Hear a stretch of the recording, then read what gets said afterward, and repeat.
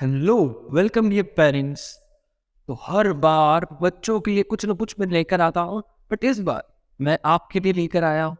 ये प्रेजेंटेशन से आप क्लियर हो जाएंगे कि किस ढंग से बच्चों का आगे थोड़ा 10th के बाद का प्लानिंग करे, और स्टूडेंट्स को भी ये क्लियर हो जाएगा कि किस ढंग से हमको आगे चीजें चूज करनी चाहिए, ना कि रैट रेस की तरफ भागना है, भीड़ चाल में नहीं भागना है, हमको स्मार्ट बनना है। तो this session is very important. Okay, तो स्टार्ट करता हूँ मैं सेशन को। क्लियर है? तो सबसे पहले जो आईसीएसई बोर्ड को प्रॉब्लम होती है कि सर कौन सा बोर्ड चूज करे, बहुत इंपॉर्टेंट प्रॉब्लम है ये, और बहुत बार डिसीजन आउट भी हो जाते हैं। ठीक है, तो मैं आपको ये समझाने से पहले कुछ स्टेटिस्टिक, कुछ अंकों पे बात करूंगा, जिससे आपको पूरा क्लियर आइडिया मिल जाए कि किस ढंग से क्या डिसीजन होना चाहिए। Because data says everything. मेरे कहने से आप नहीं मानोगे, मुझे भी पता है। भगवान श्री कृष्ण को भी अपना प्रूफ देने के लिए कुछ चमत्कार दिखाने पड़े थे। ठीक है, तो वो भी दिखा देते, थोड़ा चमत्कार तो नहीं बट चीजें दिखा देते। तो हमने कुछ डेटा को स्टडी किया कुछ इस ढंग से। आप सपोज करो कि एक बच्चा है जो 2020 के अंदर 10th की एग्जाम्स दे रहे हैं, तो हमने उसका डेटा पता किया, तो हमारे पास कुछ डिजिट्स आए। तो डिजिट्स थे टोटल 2,31,000। समझ रहे हो, 2,31,000 का अमाउंट था। वेरी इंप्रेसिव, बहुत अच्छा लगा। बट जैसे ही ये 12th में, मतलब 2 साल बाद 12th में आए, तो देखो 2022 में मैं ध्यान से ऑब्जर्व करूं तो यही नंबर ऑफ स्टूडेंट्स कितने हो चुके हैं, 96,000। समझ रहे हो, मतलब आधे से भी कम परसेंट के जो बच्चे हैं जो 10th में आईसीएसई बोर्ड को पढ़ रहे हैं, वो कंटिन्यू नहीं करते हैं। और क्यों नहीं करते हैं? बैठे हैं ना राहुल सर तुमको समझाने के लिए, तो मैं समझा रहा हूँ उस चीज को। पर आप यहाँ पे समझ पा रहे हो कि सर ऑलमोस्ट 50 पर less than 50% students are pursuing okay that is ISC board, उसके आगे वो नहीं जाते। उसका रीजन क्या है वो समझाता हूँ आपको। तो देखो, 3 बोर्ड में हम कैटेगराइज करते हैं। इन जनरल वीडियो सबके लिए कैसे भी देख रहे हो, ठीक है। और जहां पे भी देख रहे हो प्लीज कमेंट में शेयर जरूर करना कि आप कहाँ से देख रहे हो। लाइक श्री ओके भाई, इतना वीडियो मेरा पहुंचा आगे, ठीक है। तो बताता हूँ मैं आपको कुछ अच्छे टिप्स। तो सबसे पहले मैं बात करूं, अब आईसीएसई बोर्ड जो है वो 11th-12th में बन जाता है आईएससी बोर्ड, ठीक है। तो सर एक हो गया ये आईएससी बोर्ड, सीबीएसई बोर्ड, और बाकी सब स्टेट बोर्ड। स्टेट बोर्ड में सारे बोर्ड्स आ गए, जीएससी, आरबीएससी, जहां से भी आप देख रहे हो आपका पर्टिकुलर स्टेट का एक बोर्ड होगा, वो बोर्ड आ गया। अब सबसे पहले हम चीजों को समझते हैं कि क्यों आईएससी बोर्ड को बच्चे कंटिन्यू नहीं कर पाते, नहीं करना चाहते। क्योंकि अभी अभी आप 11th-12th में आ रहे हो, तो 11th-12th में जो मेन फोकस रहता है वो कौन सा रहता है? उनके main subjects, that is core subject. अगर कॉमर्स से हो, आपका कोर सब्जेक्ट अकाउंट्स हो गया, स्टेटिस्टिक्स हो गया, ठीक है, जो कॉमर्स रिलेटेड है। ओके, इकोनॉमिक्स हो गया। सिमिलरली साइंस में होते हो तो फिजिक्स, केमिस्ट्री, मैथमेटिक्स, या फिजिक्स, केमिस्ट्री, बायोलॉजी, ये जो मेन सब्जेक्ट है जहाँ पर मैक्सिमम एफर्ट जाना चाहिए। तो होना क्या चाहिए एक्चुअल में?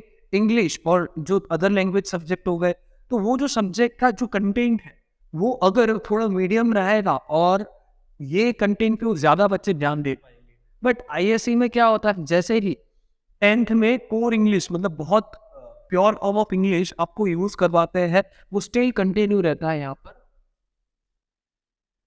इंग्लिश लिटरेचर का, ठीक है। तो होता क्या है कि आपको कहीं ना कहीं यहाँ पे भी स्कोर करना इम्पोर्टेंट हो जाता है। सब्जेक्ट का डीलिंग, सब्जेक्ट जो होते हैं जहाँ आप 3 या 4 सब्जेक्ट से डील करोगे, which is easy for you, but यहाँ पर आपको अगेन सारे सब्जेक्ट पे पूरा फोकस करना है। तो some that it make difficult for them, difficult हो जाता है। और कैरिकुलम भी देखेंगे ना, तो कोर्स वाइज देखो तो कोर्स बहुत वाइड रहता है इसका।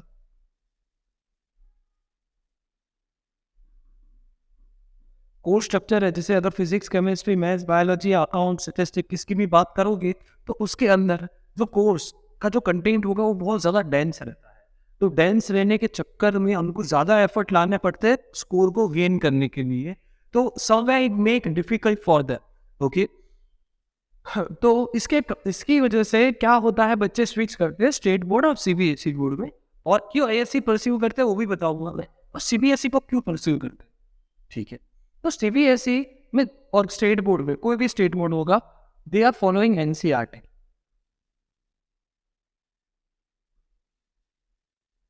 एनसीईआरटी सिलेबस होता है जो बहुत स्टैंडर्ड है। स्टैंडर्ड इन द सेंस कि बहुत सारे कंपटीशन एग्जाम्स में हो गए, बहुत सारे एग्जाम्स हो गई जो कंडक्ट करवाती है एनटीए, उन सब के अंदर मेजोरिटी जो चीज़ें सिलेबस रहता है वो एनसीईआरटी बेस्ड रहता है।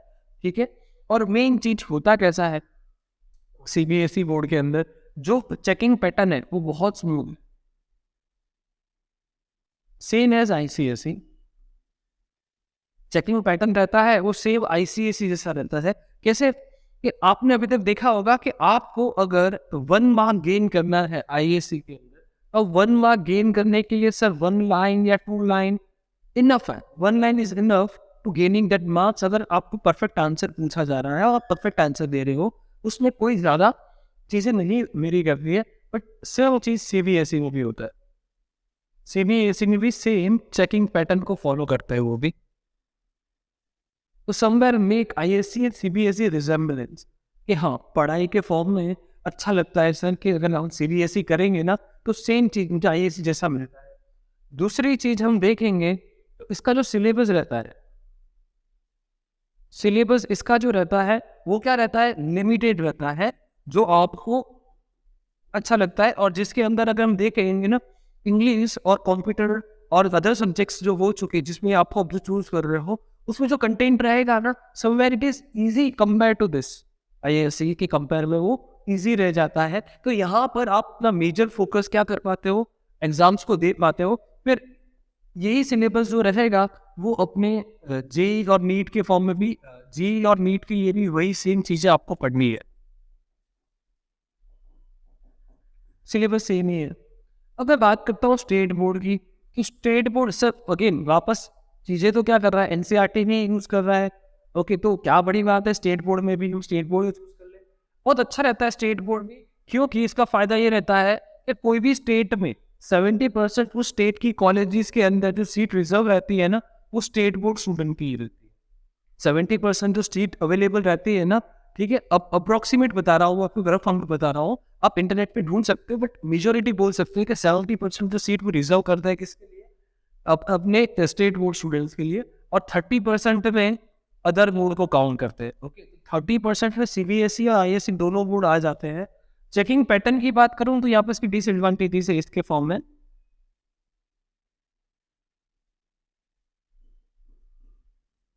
डिसएडवांटेज ये रहता है कि इसके अंदर हमको क्या होता है कि सपोज 1 मार्क गेन करना है तो आप 3 लाइन्स लिखो। ठीक है, 3 लाइन्स लिखो, मतलब थोड़ा लेंथी फॉर्म रहता है। ठीक है, 3 लाइन के आंसर लिखने पड़ते हैं। That means you have to write a whole page for this. मतलब बाकी सब बोर्ड का नहीं पता, बट मेजोरिटी चीजें बोर्ड में यही होती है स्टेट बोर्ड की। तो समवेयर मेक इट प्रॉब्लमेटिक भी होता है, but it has a benefit also कि 70% सीट अगर स्टेट बोर्ड में है, मतलब स्टेट बोर्ड की है, तो एक अच्छी बात है। अगर आप होम टाउन में रह रहे हो और होम टाउन के आसपास कॉलेज मिल जाएगी, तो जिसकी प्रेफरेंस है वो इस बोर्ड को भी चूज कर सकता है। तो आपका मोटा मोटा नॉलेज हो चुका होगा आईएससी, सीबीएसई और स्टेट बोर्ड। तो जो बच्चे ऐसा सोच रहे हैं कि हमको सर अपने टाउन में ही पढ़ना है, तो उनके लिए स्टेट बोर्ड बहुत अच्छा है। और जो समवेयर यहाँ पे स्कोर करना, थोड़ा स्कोर करने में थोड़ा मुश्किल। सेम चीज सीबीएसई में, सीबीएसई में क्या है, आप आईएससी से आईसीएसई बोर्ड से पढ़े हुए हो तो सेम फीलिंग दूसरा घर हमारा सीबीएसई बन जाता है, जो हमको समवेयर हेल्प आउट करता है। तो जो बच्चे सोचते हैं कि सर हम फॉरेन पढ़ लेंगे, हम अदर स्टेट जाके पढ़ लेंगे, हमको अपने स्टेट से दूर जाके पढ़ना है, ठीक है, तो उनके लिए सीबीएसई बोर्ड बहुत अच्छा रहता है। ठीक है, और आईएससी बोर्ड अगर चूज करना भी है तो मैं ऐसा बोलूँगा उन बच्चों को कि अगर आपका फॉरेन का प्लानिंग है और नॉलेज की साइड पे ज़्यादा झुकाव है, ना कि स्कोर की साइड पर, स्कोर कम ज़्यादा होंगे चलेगा, फॉरेन में जाना है तो आप ले सकते हो। ऐसा नहीं हो रहा हो कि स्कोर नहीं आएंगे, स्कोर आते भी है बच्चों के, पर somewhere it make difficult for you. Okay, NEET JEE में तुमको बहुत बार की चीजें प्रॉब्लमेटिक कर देती कि इनका सिलेबस एनसीईआरटी से भी ज्यादा रहता है, ठीक है, तो somewhere make it problematic for them. तो आपको यहाँ से ये चीजें अच्छे से क्लियर होगी। प्लीज स्टूडेंट्स, आपको रिक्वेस्ट करूंगा कि साथ साथ में ना नोट्स भी बनाते रहना। अब मैं बात करता हूँ कि सर ये जेई और नीट क्या होता है। जेई और नीट समझते हैं, पेरेंट्स को ज्यादा समझा रहा हूँ, बच्चों को समवेयर पता है, बट तो देखो, जेई की मैं बात करूँ तो वो टोटल 300 मार्क की एग्जाम्स रहती है। पहला पेपर होता है जेई मेन का, पेपर नंबर 1 होता है वो जेई मेन का रहता है। पेपर नंबर 1 जो रहता है वो जेई मेन का रहता है। पेपर नंबर 2 रहता है वो जेई एडवांस का रहता है। 2 फेज में डिवाइड होता है।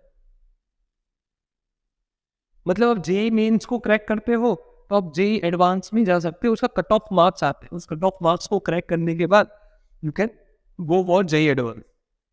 तो टोटल ये 300 मार्क की एग्जाम रहती है।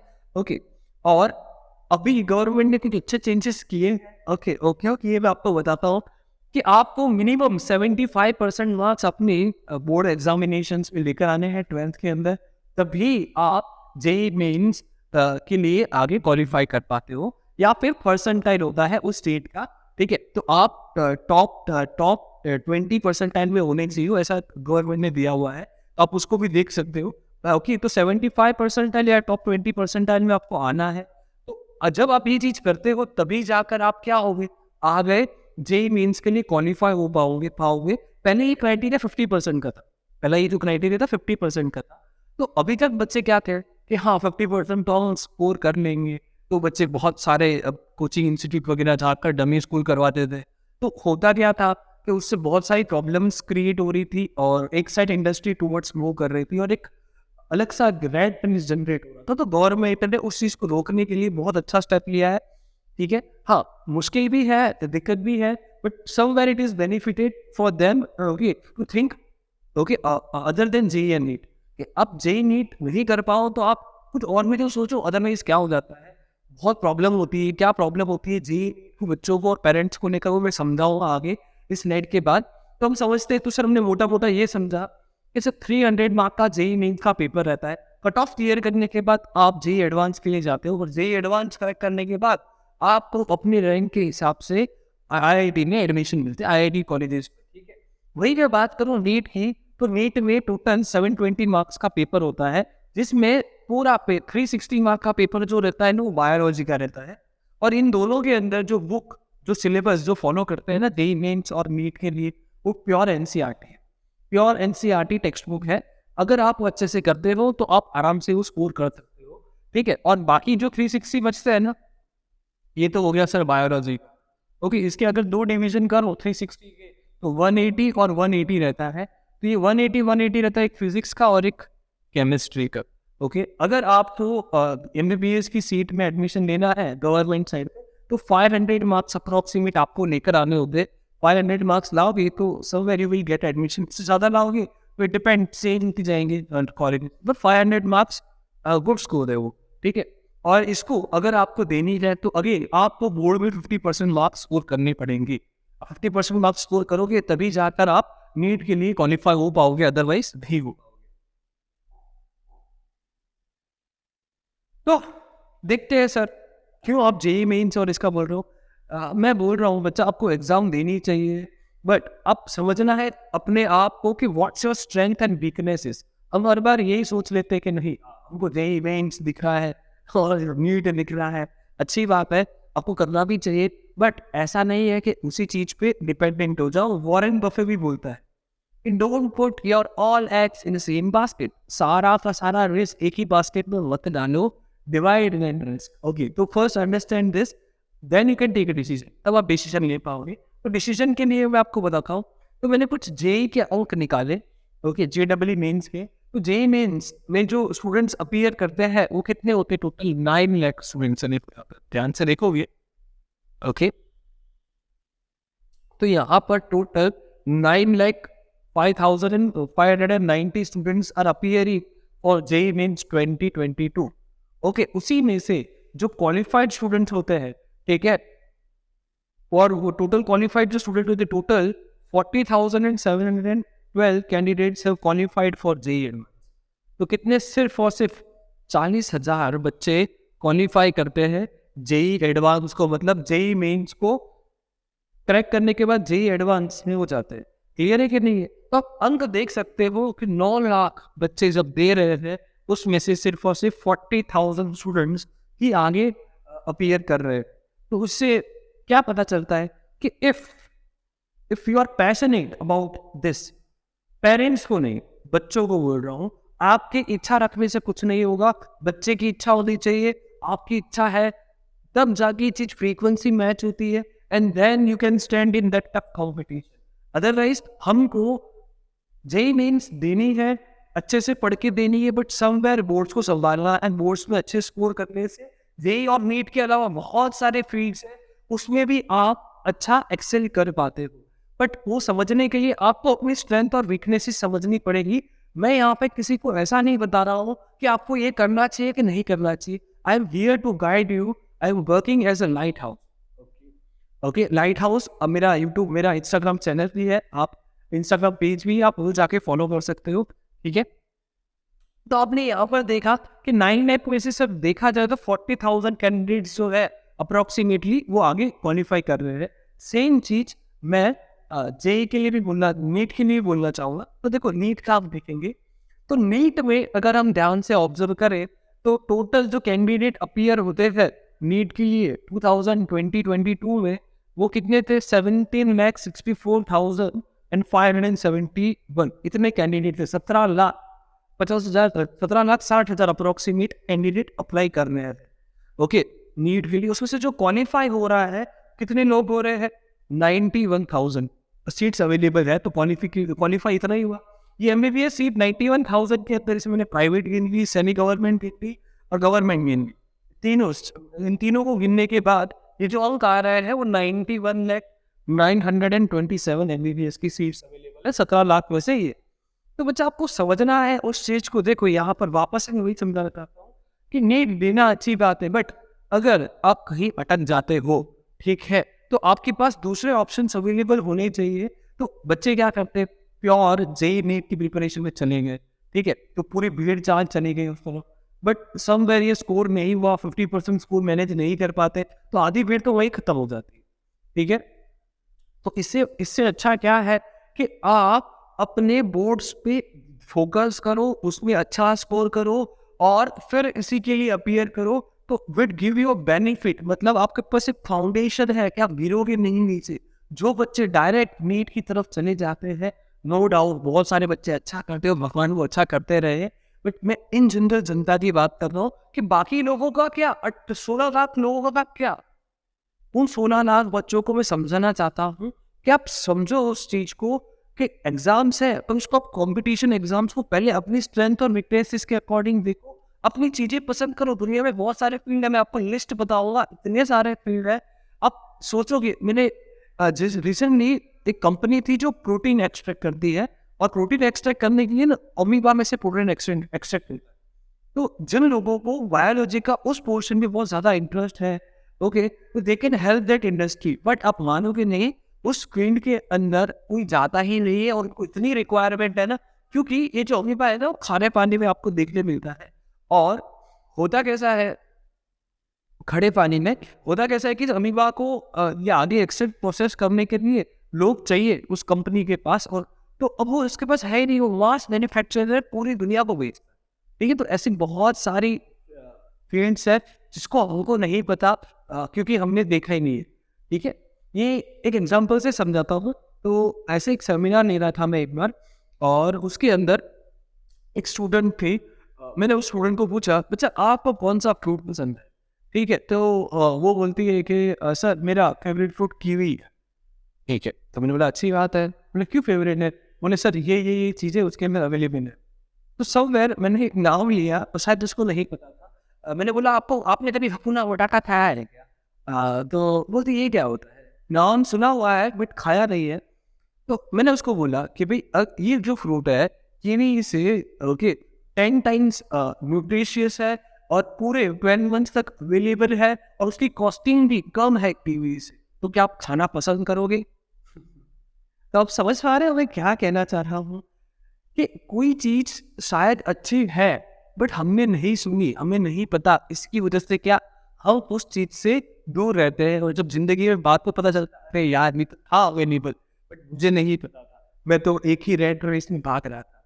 तो मैं आपको ये बताना चाहता हूँ, एक्सपोजर लीजिए अलग अलग चीजों का, आपको आइडिया पता चलता जाएगा। बहुत सारे बच्चे मतलब चले भी जाते हैं एमबीबीएस के लिए जोश जोश में आकर, बट आगे जब पता चलता है कि भाई इसी को हमको कम से कम 7 से 10 साल का समय देना है, तब जाके उनको पता चलता अरे ये तो मैं नहीं दे पाऊँ। बहुत सारे बच्चे किसकी वजह से पीछे होता है, आप गूगल पे आंक देखिएगा, फिर स्टेटिस्टिक देखिएगा, तो पूरा आइडिया पता चलेगा इसके बारे में। ओके, अब बहुत सारे पेरेंट्स का ये सवाल रहता है, ठीक है कि सर क्या मैं डमी स्कूल ऑप्ट करना चाहिए मुझको, क्या मुझे डमी स्कूल लेनी चाहिए? तो डमी स्कूल की मैं बात करूँ तो उसमें कुछ प्रॉफिट्स है और लॉस भी बहुत ज़्यादा है। प्रॉफिट्स ये है कि भाई आपको डिस्ट्रैक्शन फ्री स्टडी मिल जाएगा, कोई डिस्ट्रैक्शन वगैरह नहीं होगा, आप पूरा समय अपने जेई नीट को फोकस कर पाओगे, ठीक है, आप अपने हिसाब से अपनी स्पीड से पढ़ पाओगे। दूसरी चीज, आपके पास टाइम एफर्ट और एनर्जी तीनों का एनर्जी सेव रहेगा। दूसरी एडवांटेज डिसएडवांटेजेस की बात करो तो ये अगर तुम स्कूल नहीं जाते हो बच्चा, तब दुनिया से कट हो चुके हो, ठीक है, और दुनिया से कट हो चुके हो और आपको पता है कि जब भी आप घर पे अकेले पढ़ते हो तो क्या प्रोडक्टिविटी लेवल रहता है।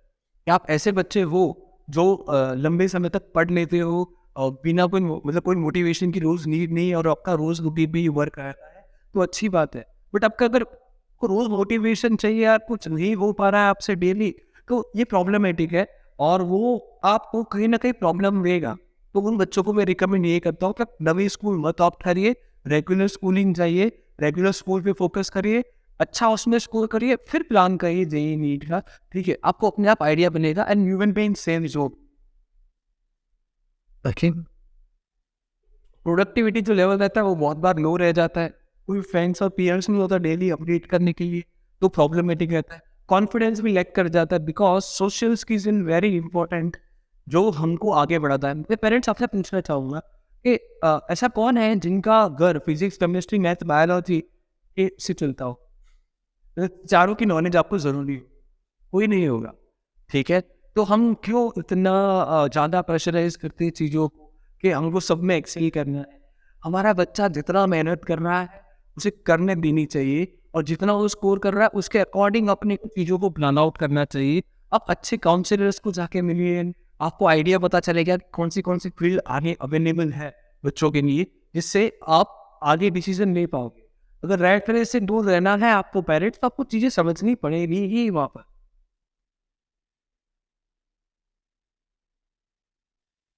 तो मैं आपको बताना चाहूँगा कि जो आप कोचिंग इंस्टीट्यूट वगैरह ज्वाइन करो कोई भी, ठीक है, तो उनकी इंजीनियरिंग की फीस 2,20,000 के अप्रॉक्सीमेट रहती है और मेडिकल की 3,60,000 के अप्रॉक्सीमेट रहती है। तो आप समझो उस चीज़ को, वो आपको कॉम्पिटिशन एग्जाम्स की तैयारी करवाते हैं जहाँ पर प्योर एवरीथिंग होते हैं, ठीक है। पेरेंट्स को शायद पता नहीं है या पता है या इतना अवेयरनेस नहीं है, तो हमको उससे पहले हमको बोर्ड्स 11th-12th बोर्ड्स को क्रैक करना रहता है, ठीक है। 11th-12th बोर्ड्स को क्रैक करना है तो आपको बोर्ड में अच्छा स्कोर करना है, और वो जो बच्चा बोर्ड में स्कोर करता है ना, कि मोस्ट ऑफ चांसेस वो अच्छा नीट में कर भी लेते हैं। तो डायरेक्ट प्लानिंग सीधा सीधा जेई नीट की तरह फोकस करना इज रिस्की, रिस्की है, क्योंकि सारे अपने क्या करते हैं, सारा अपना इन्वेस्टमेंट अपना खुद का किस में कर दिया, जेई मेंस और नीट में कर दिया, तो समवेयर उसमें प्रोबेबिलिटी बहुत ही कम है। तो मैं आपको यही सजेस्ट करूंगा, ठीक है, मेरे हिसाब से, कि आप अपने बोर्ड्स पे फोकस करिए, बोर्ड्स वगैरह पर ज़्यादा ध्यान दीजिए, और उसके बाद आपको लगे ना बोर्ड्स करते करते आपको अंदर से फील आ ही जाएगा कि यस निश्चित ये बना हुआ हो, ठीक है। तो वो तब आप क्या कर सकते हैं, स्टार्ट कर सकते हो। और ऐसा नहीं, अब तो बहुत सारे ऑनलाइन कोर्सेज अवेलेबल है जो बहुत कम रेट पे पढ़ाते हैं। मैं ऑनलाइन नहीं पढ़ाता हूँ इतना अभी तक, ऑफलाइन नहीं हूँ, तो आप ऐसा सोचिए मत कि मैं कुछ ऑनलाइन बेच रहा हूँ आपको, नहीं। हाँ, मेरा बस एक ही मोटो है कि हर बच्चे का भविष्य सही रहे, ठीक है, ये रेड रेस में फंसे ना, और अपने आगे करियर को परस्यू कर पाए अच्छे से, ओके। और दूसरी चीज पेरेंट्स में यही बताना चाहूँगा कि अगर आप डायरेक्टली डालते हो तो बहुत लिमिटेड चांसेस रहते हैं, और उसको आप समझो, अगर आप स्कूल भी उसको रेगुलर करवाते हैं, क्योंकि डमी के डिसएडवांटेजेस है, आप उसको नीट वगैरह की भी तैयारी करवाते हो, और स्कूल का वर्क भी रहता है, तो पूरे दिन का अगर रूटीन डेली प्लान हो देखोगे, तो एक जो बच्चा रहेगा,